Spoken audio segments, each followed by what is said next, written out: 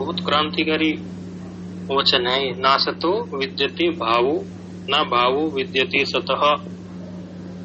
मतलब सत का कभी अभाव होता ही नहीं है। मतलब कोई व्यक्ति कहने लगे सत का अभाव कभी हुआ है, ऐसा संभव ही नहीं है कि सत का अभाव हो जाए। ये जगत जो है मिथ्या है, तो इससे कभी कुछ निकलता नहीं है, तो उसका कभी कोई भाव नहीं है। जो आदि में हो अंत में भी हो, वही चीज का तो अस्तित्व स्वीकार करेंगे।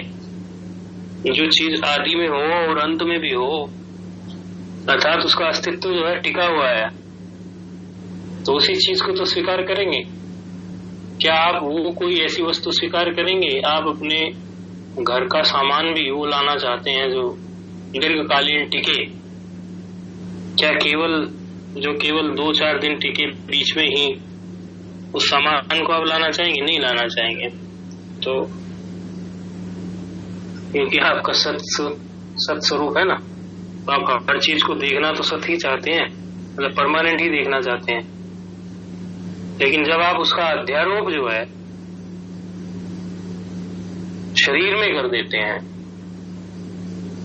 जब आप अपने शुद्ध स्वरूप का, आत्मा का अध्यारोप जब आप शरीर में कर देते हैं, तो फिर आप एक नीचे स्तर पर आ जाते हैं। फिर आपका कुछ अंश तो सत से प्रेरित रहता है, तो सत से प्रेरित जो अंश है वो तो हर चीज को सत ही चाहता है। लेकिन कुछ अंश जो है आपका रंजित हो गया, जैसे जपा कुसुम, गुड़हल को जपा कुसुम बोलते हैं ना संस्कृत में। गुड़हल जो होता है ना, उसको जपा कुसुम बोलते हैं। जैसे जपा कुसुम स्फटिक मणि के सामने रख दिया जाए, तो स्फटिक मणि में जपा कुसुम का रंग आ जाता है। तो क्या वो स्फटिक मणि जपा कुसुम, जो रंग उसमें आया जपा कुसुम का, क्या वो जपा कुसुम का रंग उसमें परमानेंट हो गया? ऐसा तो नहीं है। गुड़हल के फूल को स्फटिक मणि, स्फटिक की मालाएं भी आती हैं, कभी आपको देखना हो तो कई लोग स्फटिक की माला भी रखते हैं, आप देख सकते हैं। घरों में गुड़हल का पेड़ भी होता है आसपास, तो आप देख सकते हैं। गुड़हल का फूल जो है अर्थात जपा कुसुम को स्फटिक की माला के आसपास रखोगे तो वो जो मन के होते हैं उसमें आपको दिखाई देने लगेगा वो रंग।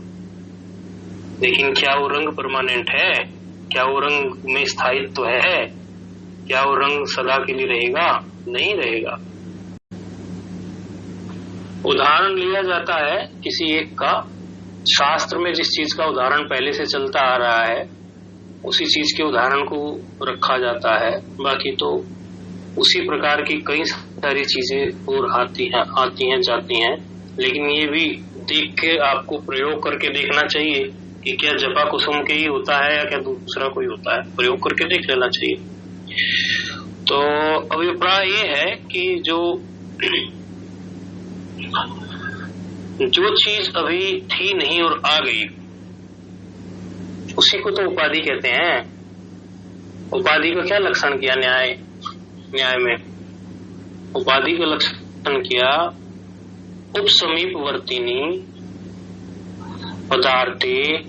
उपसमीपवर्तिनी पदार्थे स्वधर्मान आधीयते यह सह उपाधि ही। क्या लक्षण हुआ? ध्यान से फिर से सुन लेंगे, क्योंकि जो पढ़ने वाले लोग हैं उनको लक्षण भी याद रहे तो अच्छा है। उपाधि का क्या लक्षण हुआ फिर से बोल रहे हैं। जो नोट करने वाले विद्यार्थी हैं वो नोट भी कर लेंगे इस चीज को, क्योंकि सत्संग होता है तो उसमें विभिन्न दर्शनों का प्रवेश करवाते हुए कोई उदाहरण या उनका अवश्य उठाया जाता है, ताकि आप लोगों की बुद्धि अन्य दर्शनों में भी प्रवेश कर सके। इसलिए कोई लक्षण इत्यादि आया करे तो उसको नोट किया करें, वो आपके काम भी आएगा उसको समझने में। तो लक्षण क्या बन गया? उपसमीपवर्तिनी पदार्थे, जो समीप से समीप जो कोई पदार्थ हो उसमें स्वधर्मान, अपने धर्म को, आधीयते या स उपाधि। दो पदार्थ हैं और दो द्रव्य ही हैं। यदि आप न्याय की भाषा में चले जाओगे तो दो द्रव्य हो गए।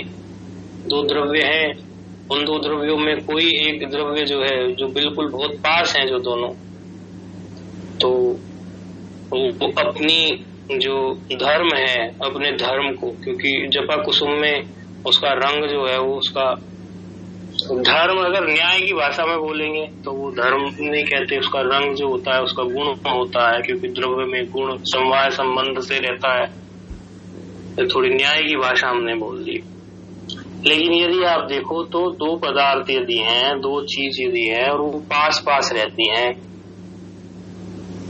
तो जैसे बोलते हो ना आप देहात की भाषा में कि उसकी परछाई पड़ गई, उसका परछावा पड़ गया, अर्थात वो चीज ऐसी थी और दूसरी चीज वैसी थी तो उस पर उसका असर हो गया, तो उपाधि कहते हैं उसको, है? तो क्या ये उपाधि सदा टिकाऊ है? नहीं है, क्योंकि उपाधि आई है बीच में, तो ये जा भी सकती है। केवल आपको उपाधि जिस प्रकार जाए उस प्रकार का विचार करना है। उपाधि कैसे आई तो उपाधि कैसे जाए, ये सब विचार करेंगे तो कुछ गलत धारणा की तो उपाधि आ गई। कोई व्यक्ति पहले तो सर्वप्रथम तो ब्रह्म ही है, व्यक्ति नाम की कोई चीज नहीं है, फिर अपने को वो नीचे नीचे नीचे नीचे लाता चला जाता है ब्रह्म से, फिर वो अपने को जीव समझता है, मतलब अपनी फ्रीक्वेंसी कम कर लेता है, अपनी क्षमता कम कर लेता है। या फिर वो ऐसा समझ लेता है कि चेतन अंश जीव अविनाशी। ऐसा प्राय तो लोग ऐसा भी हर समय नहीं सोचते, भूल जाते हैं। प्राय लोग इस ये बात भी भूल जाते हैं, चेतन अंश जीव अविनाशी, मैं अविनाशी का ही अंश हूँ। वैसे है तो ये भी एक स्टेप नीचे की बात, दासो हम। जो दास और तुम दो हो, अलग हो, आप ऐसा सोचते हो। भगवान और तुम अलग हो तभी तो ऐसा बोलते हो। भगवान और तुम एक ही हो, उपाधि मात्र का भेद है। ये वेदांत की बात है। जो द्वैत संप्रदाय के संस्कार जिनके हैं वो उस बात को स्वीकारते नहीं है, लेकिन अद्वैत संप्रदाय के जिनके अद्वैत के जिनके सिद्धांत या अद्वैत में जो निष्ठा है उस बात को जानते हैं कि ईश्वर कभी तुम्हारे बिना नहीं रह सकता और तुम कभी ईश्वर के बिना नहीं रह सकते। यदि इस बात को समझना चाहो तो आप कहते हो कि ईश्वर जो है वो हर देश काल में रहता है, सर्वत्र रहता है और कोई भी चीज को छोड़कर नहीं रहता है, मतलब सब में ईश्वर है। तो यदि वो एक चीज को छोड़ के ईश्वर रहेगा, आपको छोड़ के रहेगा, तो उसकी सर्वत्रता में उसकी सर्वत्रता में दोष उत्पन्न हो जाएगा। इसका मतलब वो कभी आपको छोड़कर नहीं रहता है, इसका अर्थ ये निकल गया। तो दोष का परिहार यदि करना होगा तो सर्वत्र रहना पड़ेगा ईश्वर को, तो ईश्वर को सर्वत्र रहना पड़ेगा, तो फिर वो आपको छोड़कर कैसे रह सकता है। तो लेकिन लोग क्या है, अपने को ये बात भी भूल जाते हैं कि ईश्वर, जो ईश्वरवादी जो द्वैत वाले हैं, मैं उनकी बात कर रहा हूँ। हम तो एकदम ब्रह्म वाली बात करते, तो फिर उससे नीचे आके थोड़ी जीवात्मा, वो कहेंगे ईश्वर जीव विनाशी। उसमें से भी और नीचे को उतर आता है तो कहता मैं मनुष्य हूँ। फिर मनुष्य से भी नीचे आएगा तो मनुष्य में कहेगा कि मैं इस वर्ण इस आश्रम का हूँ, मैं ग्रस्त हूँ, मैं ब्रह्मचारी हूँ, मैं साधु हूँ, और मेरा जो वर्ण है वो ब्राह्मण है, क्षत्रिय है, वैश्य है। तो 4 वर्ण बताए गए हैं, ब्राह्मण, क्षत्रिय, वैश्य, शूद्र। इन्हीं में सब आ जाते हैं। जो जातियां छोटी मोटी जो जातियां है ना, वो सारी जातियां इन्हीं में आ जाती है। तो ब्राह्मण ही है, क्षत्रिय, इन्हीं में सारी वो जातियां, इन्हीं की उप भाग है एक तरह से। इनकी कैटेगराइज जो किए गई हैं, 4 कैटेगरी जो बनाई गई है, ब्राह्मण, क्षत्रिय, वैश्य, शूद्र, इसी में से जो है सब कैटेगरी, चौथे वर्ग में से ज्यादा सब कैटेगरी निकलती हैं शूद्र में से। ब्राह्मण, क्षत्रिय, वैश्य तो फिर भी उनमें से कोई कैटेगरी निकलती नजर नहीं। तो ये वर्णाश्रम वाले अपने को मान लेता है, फिर उसमें से भी वर्णाश्रम में से भी मानेगा कि मैं तो केवल ब्राह्मण ही हूँ। फिर ब्राह्मण में भी सोचेगा मैं तो अमुक गोत्र, मैं अमुक गोत्र का हूँ, मिश्रा हम ऐसा बोलेगा ना, तो मिश्रा हूँ, या ऐसा बोलेगा मैं वाशिष्ठ हूँ, या ऐसा बोलेगा मैं पाराशर हूँ, इस प्रकार जो उसके ऋषियों के टाइटल्स हैं उनको वो लगाएगा। ठीक है, ये चीज साधन पक्ष से ठीक है, क्योंकि जब आप साधन करोगे, धर्म के मार्ग पर चलोगे, तो आपको ये सब निर्णय करना ही पड़ेगा। क्योंकि संध्या भी आप करोगे तो संध्या करने के समय पर आपको संकल्प करना ही पड़ेगा अपने गोत्र इत्यादि का सारा। आप जब संध्या में करोगे तो तभी आपकी संध्या फलीभूत होगी। लेकिन फिलहाल हम वेदांत फिलोसफी की बात कर रहे हैं, जो उत्कृष्ट चीज है। तो उसमें तो नीचे उतरना मतलब कुछ मजेदारी वाली बात नहीं है।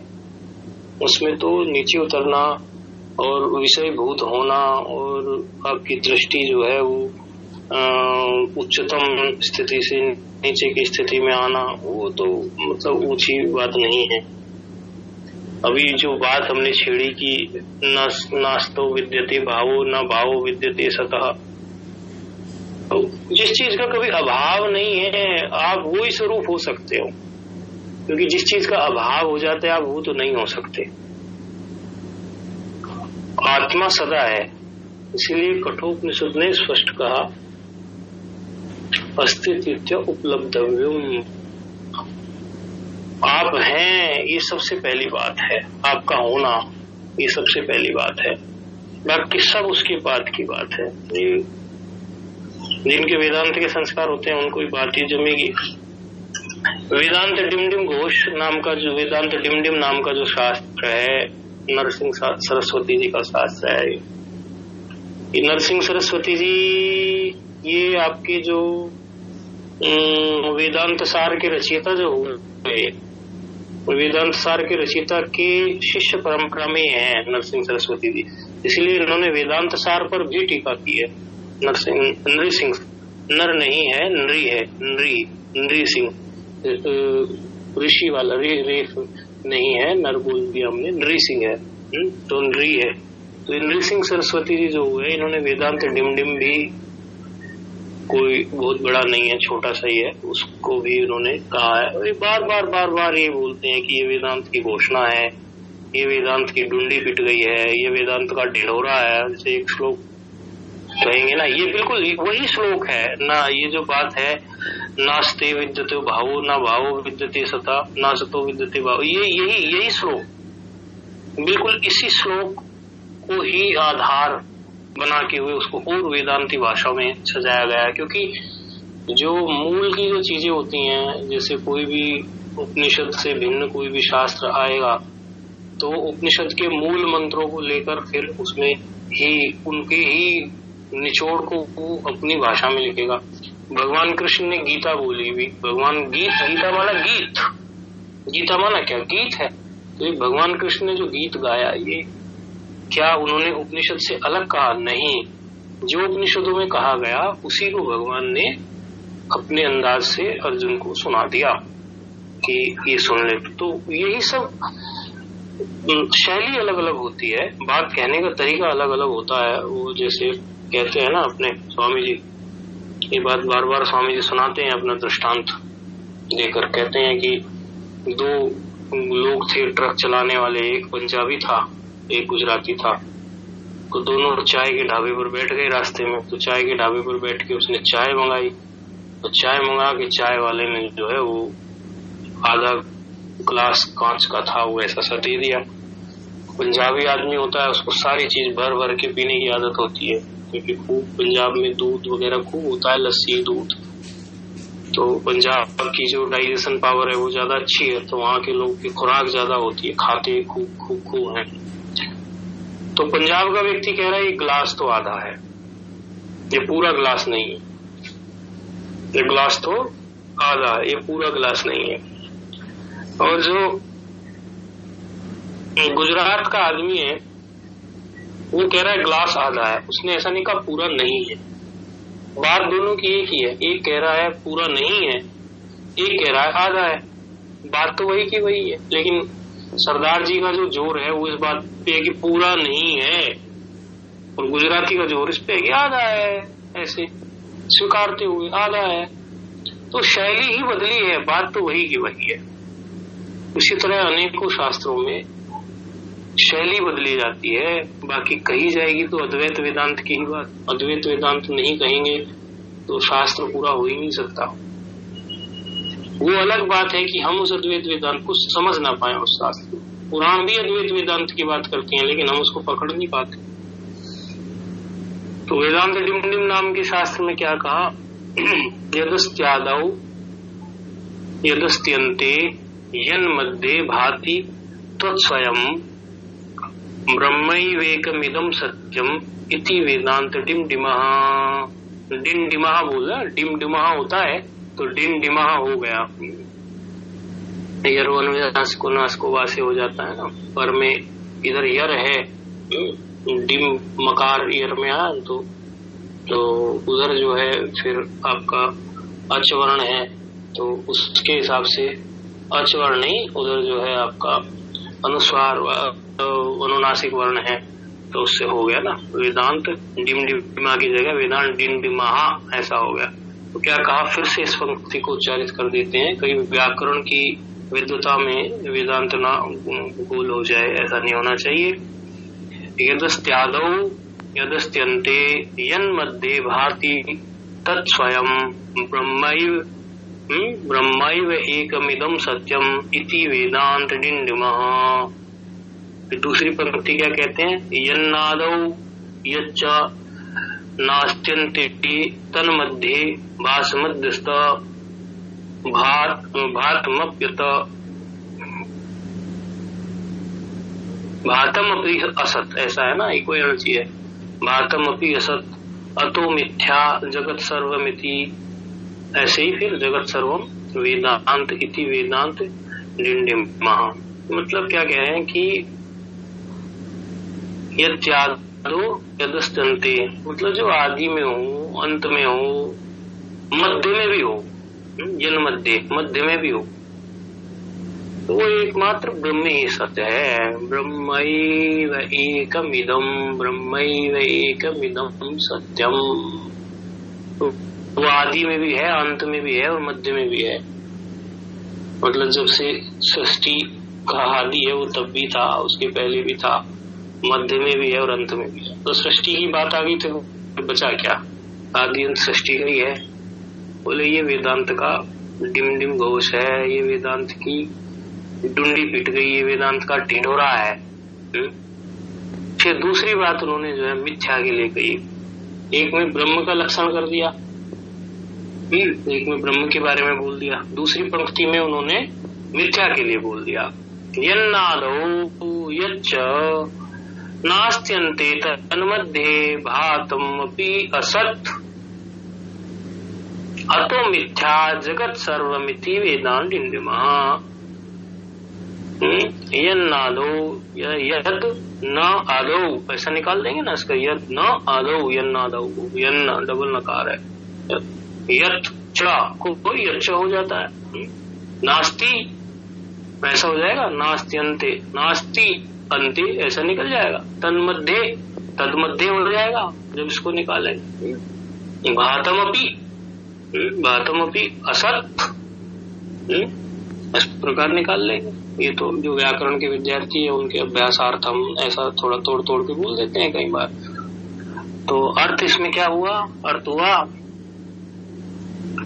जो आदि में नहीं है, यज्ञानो जो आदि में नहीं है, जो मध्य में भाषित होता है केवल, तन मध्य, वो केवल जो मध्य में भाषित होता है, भाषमपि जो मध्य में केवल भाषित होता है, आदि में नहीं है, अंत में नहीं है, केवल मध्य में दिख रहा है, केवल बीच में दिख रहा है, वो मिथ्या ही कहलाएगा। ये वेदांत का डिम्बिक कोश है।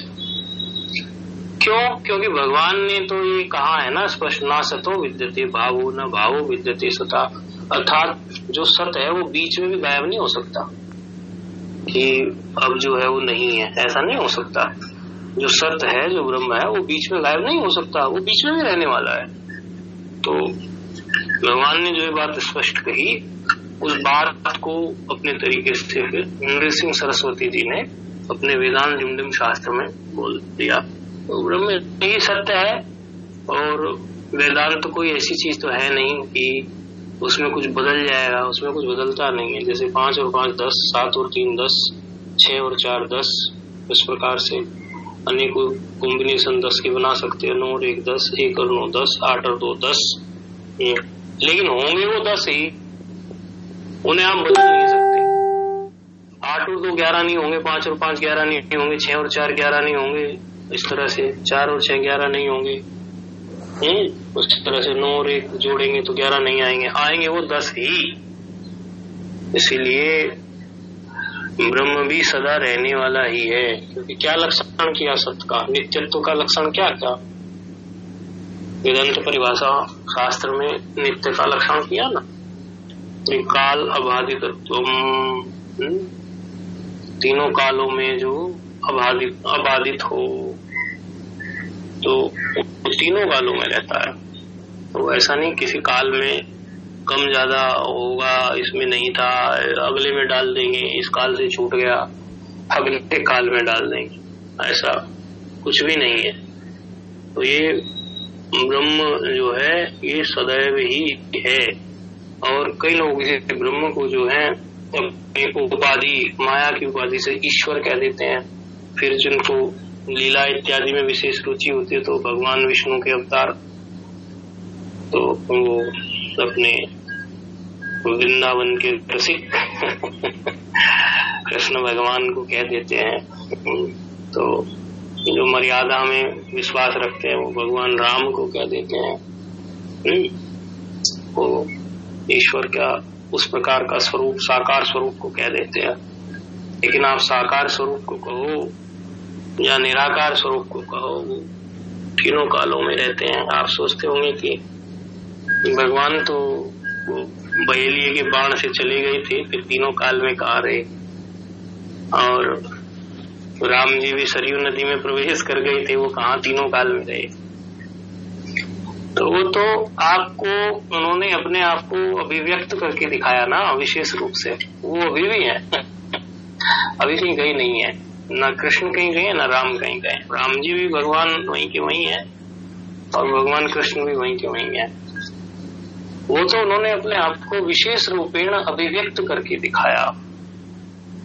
एक काल ऐसा आया जब उनकी मृत्यु नहीं हुई थी, वो सब लीला के लिए लिया हुआ। वो सामान्य मनुष्य का शरीर ये मृत्यु को प्राप्त होता है, उनमें वैसा सामर्थ्य होता है कि वो अपने सारी चीजों को। आज यदि आप योगियों का कोई शास्त्र पढ़ना चालू करें, अभी के योगी भी 10, 20, 50 साल पुराने भी, अभी भी जो योगी बैठे हैं अलग अलग स्थानों पर, उनमें भी ये सामर्थ्य होता है योगियों में भी कि वो मृत्यु जो है अपने ढंग से नहीं करते, वो अपने शरीर को अपने आप ही कारण में विलय कर सकते हैं, ऐसी सामर्थ्य रखते हैं। ऐसे योगी भी, इनका वर्णन आता है शास्त्रों। तो भगवान तो योगियों के योगी हैं, भगवान किसी योगी से कम है क्या? योगीश्वर है, योगा नाम ईश्वर, योगीश्वर। योगियों के जो योगी नाम, तो योग के जो ईश्वर है, योगा नाम तो योग के ईश्वर बन गया ना समास। योगा नाम बोलेंगे तो योग के जो ईश्वर है, और योगियों के जो ईश्वर है तो योगियों के ईश्वर में फिर से कर देंगे, योगी शब्द की षष्ठी बहुवचन कर देंगे, योगी नाम ईश्वर से योगीश्वर है। तो वो तो योगियों के भी ईश्वर है। तो फिर उनको ऐसे कोई सामान्य व्यक्ति की तरह शरीर छोड़ने की वो नहीं है। तो भगवान तभी भी थे, भगवान अभी भी हैं, जो भगवान को साकार रूप में ही देखते हैं। अब वो विशेष रूप से नहीं, तो यदि वो नहीं होते तो प्रकट कहाँ से होते? जितने भक्तों के अनुभव होते हैं कि उनको भगवान के दर्शन हुए, तो यदि वो नहीं होते यहाँ तो उनको प्रकट नहीं हो सकते थे। वो प्रकट हुए हैं तो इसका मतलब वो है, विद्यमान है, लेकिन वो अभी दिखाई नहीं दे रहे हैं। लेकिन जो अद्वैत वेदांत की बात करते हैं तो वो तो अपने स्वरूप के रूप में ही ईश्वर को देखते हैं, वो अपने से भिन्न नहीं देखते। ये तो जो विशेषण जीवन में आ जाते हैं ना व्यक्ति के, मैं अमुक, I am so, I am so, I am so, ये उपाधियां जो आ जाती है, एक होती है उपाधि, ये होता है विशेषण। विशेषण व्यक्ति जोड़ता है, उपाधि आ जाती है, उपाधि भी जोड़ता है, लेकिन विशेषण तो जोड़ता ही है अपने में कुछ ना कुछ फलाने वाला, फलाना सिंह हवेली वाला। किसी ने शादी में कहीं गया और शादी में जाके वहां कन्यादान दिया, कन्यादान दे के भोजन कर लिया, ऐसी प्रचलन होता है ना। कहीं जाते हैं शादी में तो बेटी की शादी हो तो कन्यादान में दक्षिणा दे देते हैं लिफाफे में, या ऐसे ही कोई कन्यादान लिखने वाला बैठा होता है और वो फिर वहां पर भोज भी कर लेता है, कोई भोजन भी कर लेता है।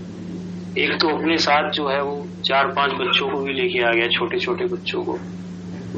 तो खुद भी खूब डट के खाया, पता नहीं खेत में बहुत परिश्रम करके आया था, खुद भी खूब डट के खाया, खुद भी खाया, बच्चों ने भी खूब खाया, सभी ने खूब खाया। इतना सब कुछ खाने के बाद जब वो कन्यादान लिखाने चला तो उसने लिखाया फलाना जी शर्मा, कोई शर्मा ही था, फलाना जी शर्मा ऐसे लिखाया उसने।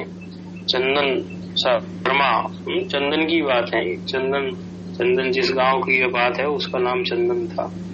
तो चंदन का बेटा था वो, नाम भूल रहे हैं हम, कुछ ऐसा ही था। राम मेहर सिंह लिखता था, यार तो ब्राह्मण लेकिन लिखता था सिंह। कई लोग नाम के पीछे टाइटल सिंह भी लिख देते हैं ब्राह्मण होते होते। राम मेहर सिंह सुपुत्र चंदन हवेली वाले, ऐसा लिख दिया। तो कन्यादान कितने दिया? 5 रुपए। लिख दो मेरे 5 रुपए कन्यादान में राम मेहर सिंह सुपुत्र चंदन हवेली वाले। अब यदि इसको व्यवहारिक दृष्टि से देखें तो भी गलत, तो पारमार्थिक दृष्टि से देखें तो भी गलत। उपाधि कितनी बड़ी लगा दी, 5 रुपए दे रहा है हवेली वाले, व्यवहारिक दृष्टि से गलत होगी बात। इतनी बड़ी उपाधि लिखवाने की जरूरत नहीं है, हवेली वाले 5 रुपए दे के चलता बन, छोटा सा नाम में लिखा दे राम मेहर, बात खत्म। और यदि इसको पारमार्थिक दृष्टि से देखें, वेदांत दृष्टि से देखें, अरे तेरे ब्रह्म स्वरूप से बड़ा कोई हवेली हो सकती है क्या? जैसे हरिद्वार के पंडित जो होते हैं, जो हर की पौड़ी पर वो कराते हैं, तो पहचान के लिए वो लिखते हैं, लेकिन हम ये नहीं कहते नहीं लिखो, लेकिन एक बात है, व्यंग है एक, कहेंगे जुगनू पंडित तखत नंबर इतना हर की पौड़ी, ऐसे लिखेंगे वो। तो फिर नाम भी वो भी लिख देंगे पीछे अपना गांव देहात का नाम। तो ब्रह्म तो इतना बड़ा है, उसमें से तो अपने को जुगनू पंडित मान लिया, उसमें से भी और नीचे आ गया। तो तू है तो ईश्वर का अंश, ईश्वर अंश तो जीव अविनाशी, लेकिन तू अपने को खाली केवल पंडित मानेगा। वो व्यवहार के लिए बोलना पड़ता है ऐसा, क्योंकि व्यवहार तो 4 वाक दर्शन के हिसाब से ही करते हैं लोग आजकल। 4 वाक क्या मानता है? भस्मीभूतस्य देहस्य पुनरागमनम कुतः। इसीलिए क्या करो, क्या कह रहा है? भस्मीभूतस्य देहस्य पुनरागमनम। ये देह भस्म हो जाएगी, पुनरागमन नाम की कोई चीज नहीं है। आत्मा जो है वो शरीर ही है, शरीर खत्म तो आत्मा खत्म, शरीर खत्म हो गया तो आत्मा खत्म हो गया। भस्मीभूतस्य देह पुनरागमनम कुतः, तो देह खत्म हो गई तो सब खत्म हो गया। फिर क्या करो? बोले ऋणम कृत्वा कृतम पिबेत, ऋण करो और घी पियो। ये जैसे कोई गांव के कई लोग ऐसे होते हैं, हमने देखे हैं, वो कर्ज करते रहते हैं और कर्ज करके जीवन जीते हैं। कहते हैं खा के सो जाओ, मार के भाग जाओ और कर्ज लेके मर जाओ। तो वो 4 वाक दर्शन वाले लोग होते हैं। भस्मीभूतस्य देहस्य पुनरागमनम कुतः, ये देह भस्म हो जाएगी तो पुनरागमन कैसे होगा, ऐसा वो सोचते हैं 4 वाक दर्शन वाले। तो बोलते फिर ये आत्मा कैसे बन गई? कोई उनसे पूछता है ना कि तुम कह रहे हो कि आत्मा जो शरीर है वही आत्मा है तुम्हारे सिद्धांत में। 4 वाक दर्शन नास्तिक दर्शन वाले, 6 दर्शन आस्तिक हैं, 3 दर्शन नास्तिक माने जाते हैं। नास्तिक माना जैन दर्शन और 4 वाक दर्शन और बौद्ध दर्शन। नास्तिक का मतलब शास्त्र में ये नहीं किया है जो ईश्वर पर विश्वास ना करे, उनके भी अपने ईश्वर हैं, वो अपने ईश्वर पर विश्वास करते हैं उनके हिसाब से। उनके जैन के भी तो अपने है ना तीर्थंकर, वो नहीं। तो भगवान पर जो विश्वास ना करे वो नास्तिक है, वो अर्थ नहीं है यहाँ पर। वो अर्थ तो सामान्य है, लेकिन जो शुद्ध अर्थ है वो है जिसका वेद में विश्वास नहीं है, उसको हम नास्तिक कहते हैं। तो ये तीन दर्शन जो है, जैन, बौद्ध और चारवाक, ये वेद को मानते नहीं, तो इसलिए इनको नास्तिक बोल देते हैं। तो चारवाक से कहते हैं कि भाई चारवाक तू कह रहा है ये देह ही आत्मा है, तो ये देह आत्मा है तो फिर ये देह कैसे बन गई आत्मा, ये कहाँ से आ गई, एकदम से प्रकट कहाँ से हो गई, ये बता दे तू। कहने लगा जैसे चार तत्व है ना, चार तत्व, पांचों तत्वों को भी नहीं मानता, चार तत्व है ना, पृथ्वी वायु तेज इत्यादि चार, या आकाश को छोड़ के ये जो चार तत्व है ना, ये आपस में जब मिलते हैं ना बस देह उत्पन्न हो जाती है अपने आप। बोले कैसे? बोले पान के पत्ते को देखा है? बोले हाँ देखा है।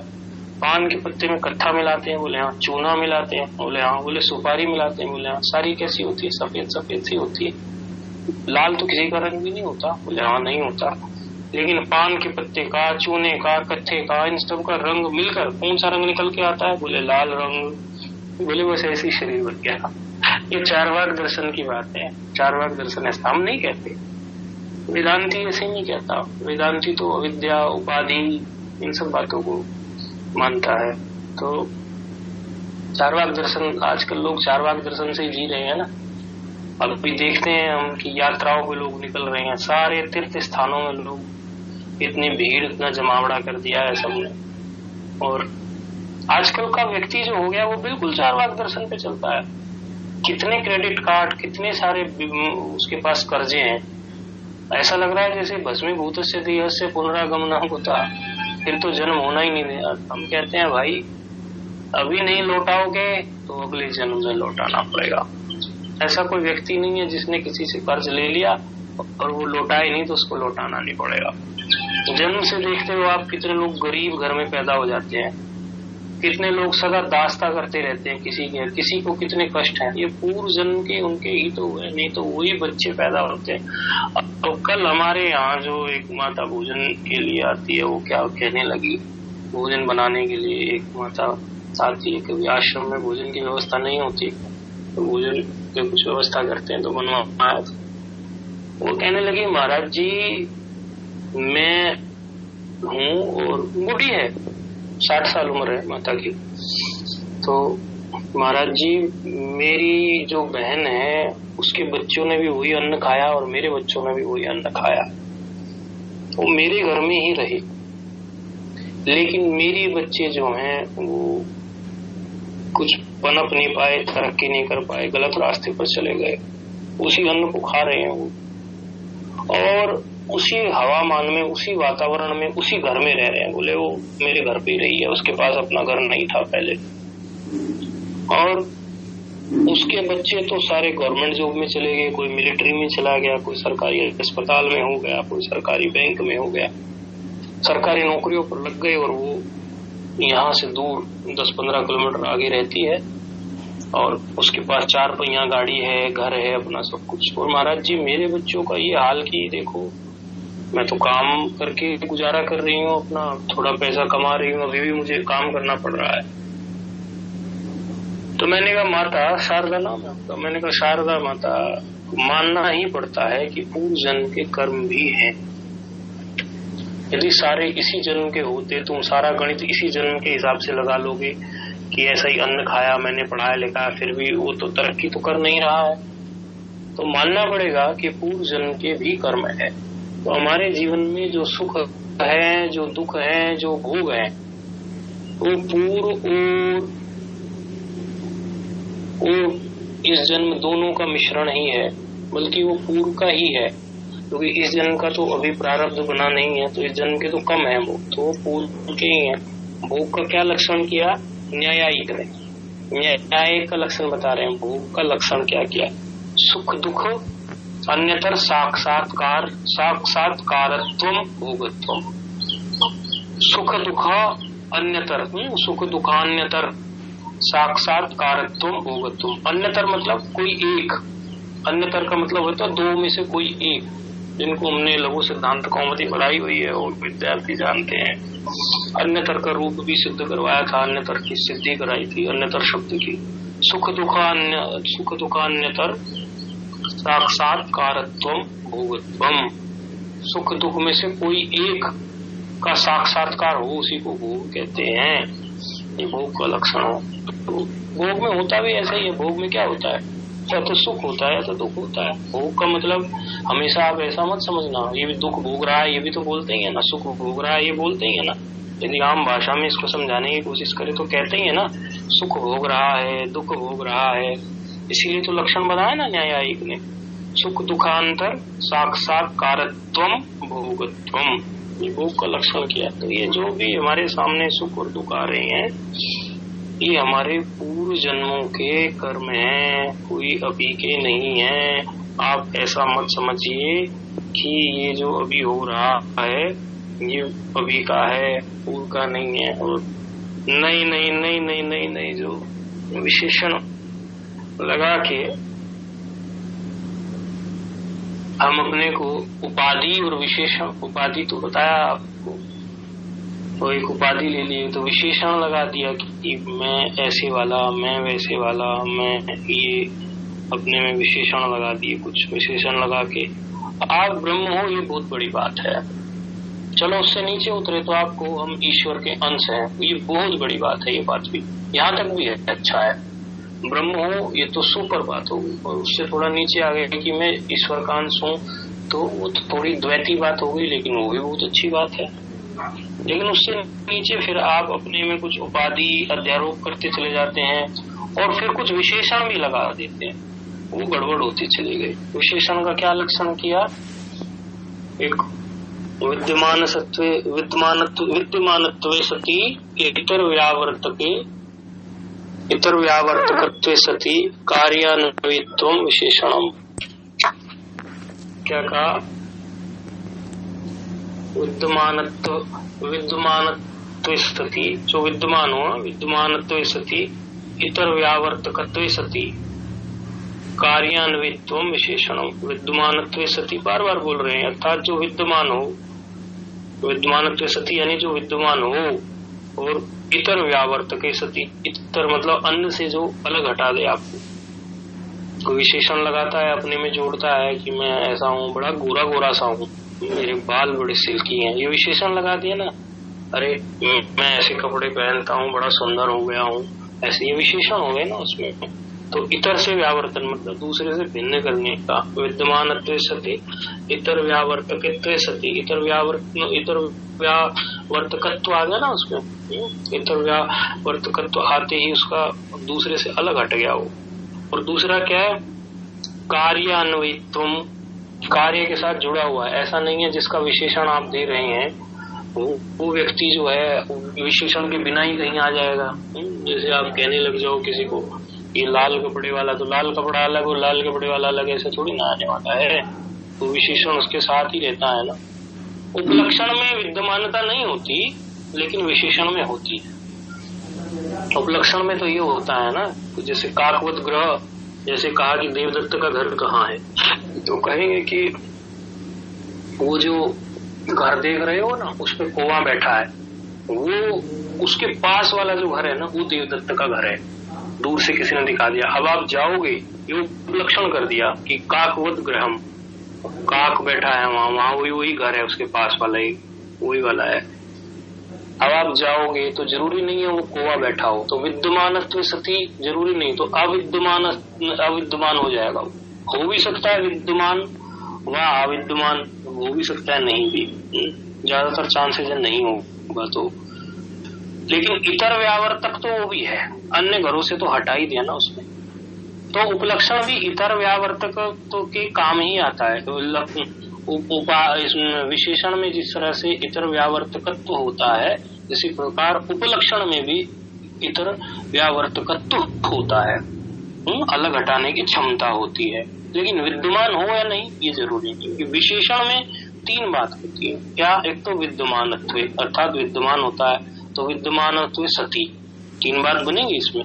फिर इतर व्यावर्तकत्व सती, इतर व्यावर्तकत्व सती, पितर का व्यावर्तक भी होता है, पितर से अलग भी करता है। दो बात बन गई। और तीसरी बात, कार्य के साथ रहता है, मतलब कार्य अन्वित्वम, ये विशेषण का लक्षण। तो वे विशेषण तो प्रसंगवशात कुछ आता है तो उसका लक्षण भी कर देते कि चलो जो विद्यार्थी, क्योंकि सभी तरह के लोग सुनते हैं ना, तो उसमें कुछ लोगों को कुछ मिल जाता है, और जो दर्शन शास्त्र में को गंभीरता से समझने के लिए जीवन जी रहे हैं, जो ऐसे नहीं है तत्वों को ठीक से समझने के लिए जो षड दर्शनों को गंभीरता से समझ रहे हैं, तो उनको फिर अच्छा लगता है इस प्रकार से जब लक्षण करते हैं, तो उनको लगता है चलो महाराज जी के 2 वचन हमने सुने तो हमें भी कुछ हाथ आ गया, ऐसा नहीं रहा कि सिंपल आम आदमी का मोटा मोटी बात ही कहती गई। तो फिर लौट के वहीं आते हैं हम जहां से हम चले थे।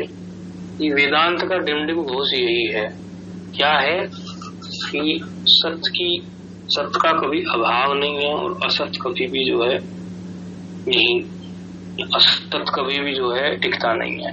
भागवत में भी तो कहा ना, यत् स्यात् सर्वत्र सर्वदा, चतुश्लोकी भागवत में स्पष्ट आया ये बात।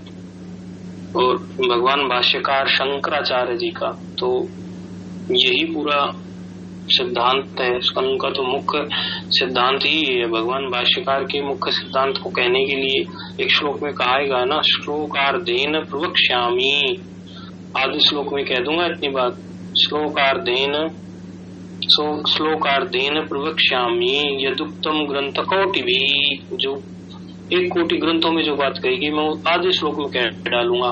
आधा मतलब पहला भाग तो चला ही गया ये बात कहने में कि आधे श्लोक में कहूंगा, ये पहली पंक्ति चली गई तो फिर आगे अगली पंक्ति में कहेंगे, यानी आधे श्लोक में कहेंगे ना बात। तो जब ये कह रहे हैं श्लोकार्धेन प्रवक्ष्यामि यदुक्तम ग्रंथ कोटि भी, तो इस श्लोक में इतनी बात की जो भूमिका जमाएगी मैं आधे श्लोक में कहूंगा, तो ये आधा श्लोक गुजर ही गया। अब जो आधा श्लोक बचा है उसी में पूरी बात कह देंगे। क्या कहेंगे? ब्रह्म सत्यम जगन मिथ्या जीवो ब्रह्मैव नापरः, ब्रह्म सत्यम जगन मिथ्या जीवो ब्रह्मैव नापरः, ब्रह्म ही सत्य है जगन ही मिथ्या है जीवो ब्रह्मैव नापरः। अब देखो ये सिद्धांत उन्होंने कह ही दिया कि जीव परमार्थता ब्रह्म ही है, कुछ और नहीं है, ब्रह्म से अन्य कुछ भी नहीं है, जीवो ब्रह्मैव नापरः, कुछ और नहीं है। ये मैंने आदि श्लोक में ही कह दी क्या कि श्लोकार्धेन प्रवक्ष्यामि यदुक्तम ग्रंथ कोटि भी, जो कोटि ग्रंथों में जो बात कही गई है ये हमारा जो है शांकर सिद्धांत है, यही जो है हमारी वेदांत फिलोसफी, और यही सत्य है, यही वो सत्य है जो त्रिकाल अबाधित है, जो त्रिकाल अबाधित है, किसी देश में काल में किसी वस्तु में जिसकी परिच्छिन्नता नहीं है, जो देश काल वस्तु की परिच्छिन्नता से जो परे है। अनेकों शास्त्र उसी बात को कहते रहते हैं। मांडूक उपनिषद में देखोगे तो गौड़पादाचार्य ने आदवंते चयन नास्ति वर्तमाने अपि तत्तथा,